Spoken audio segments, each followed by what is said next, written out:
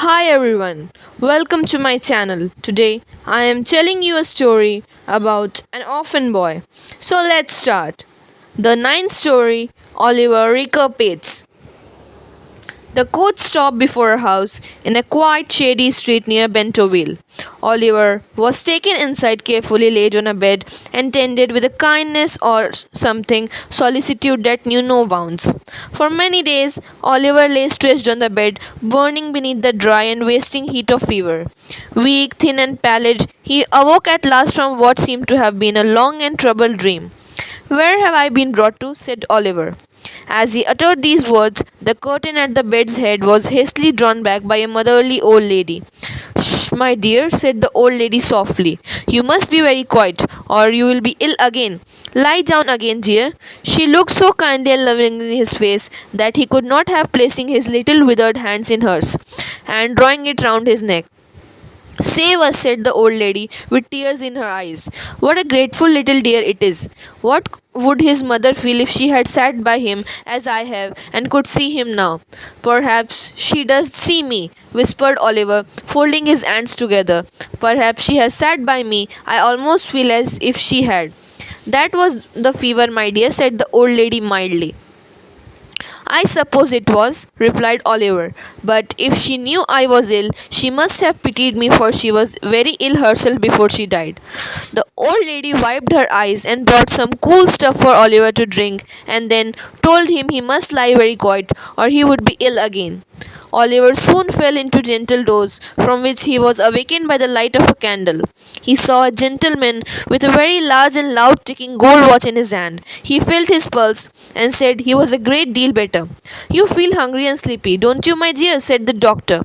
No, sir, replied Oliver. Are you thirsty? Yes, sir, rather thirsty, answered Oliver. Just as I expected, Mrs. Bedwin, said the doctor. You may give him a little tea, ma'am, and some dry toast without any butter. Oliver silently prayed to God and dozed off again. The old lady slept off on the chair. Oliver woke up late in the morning. He felt cheerful and happy. Mrs. Bedwin had him carried downstairs into his little room. You are very, very kind to me, ma'am, said Oliver. Well, never mind that, my dear, said the old lady. Mr. Brownlow may come in to see you this morning. She warmed a basin full of broth and gave it to him. Are you fond of pictures, dear? Inquired the old lady, seeing the Oliver looking intently at the portrait which hung against the wall opposite his chair. I don't know, ma'am, said Oliver, without taking his eyes from the canvas. What a beautiful smiling face that lady has. Ah, said the old lady, painters always make ladies prettier than they are. Whose portrait is that, ma'am? Asked Oliver. Why, my dear, I don't know, answered the old lady. It is so pretty, replied Oliver. But the eyes look so sorrowful, and where I sit, they seem fixed upon me. It makes my heart beat. Lord save us, exclaimed the old lady. Don't talk in that way, child. Let me wheel your chair round to the other side, and then you won't see it there, said the old lady. As the Oliver finished his broth, Mr. Brownlow walked in. Now the old gentleman came in, and looking at Oliver realized that he looked very worn and weak.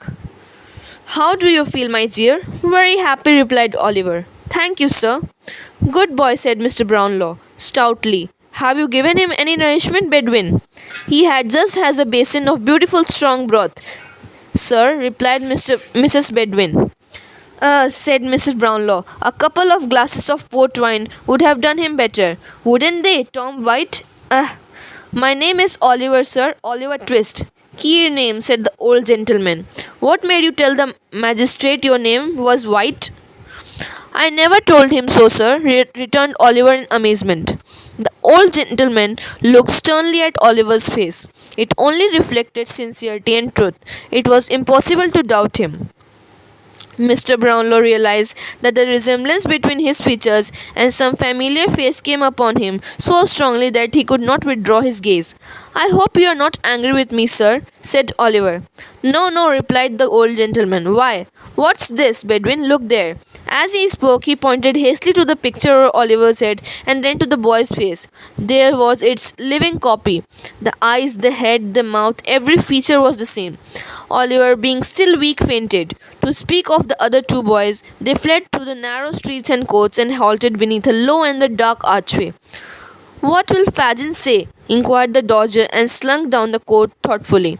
Master Bates followed. They climbed up the stairs and entered the room. The Jew sat over the fire. Why, how's this? Muttered the Jew. Only two of them. Where's the third? They can't have got into trouble, Hark.